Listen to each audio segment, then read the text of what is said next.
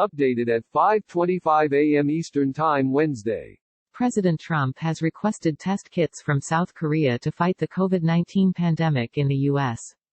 According to a readout from the Blue House, as the presidential office here is known, a 23-minute phone call with President Moon Jae-in was initiated at the urgent request of Trump. Neither the White House, which confirmed the call, nor the Blue House initially specified exactly what medical equipment Trump requested. But on Wednesday morning, Moon confirmed that it was in fact test kits.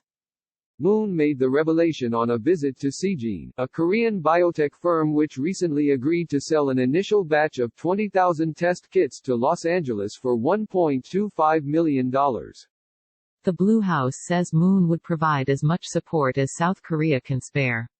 But he cautioned that it might require U.S. Food and Drug Administration approval. Trump replied that he could secure that approval the same day. South Korea has lately garnered praise for quickly ramping up mass production and use of test kits. Not long after the first cases were discovered, South Korea fast-tracked approval for Seegene and several other local companies to start making test kits. It also lined up nearly 100 labs to analyze samples and get quick test results. South Korea can now do some 15,000 to 20,000 tests a day. Since January, it has tested nearly 350,000 people, far more than the U.S. Testing has been the linchpin in South Korea's efforts to slow the spread of the disease.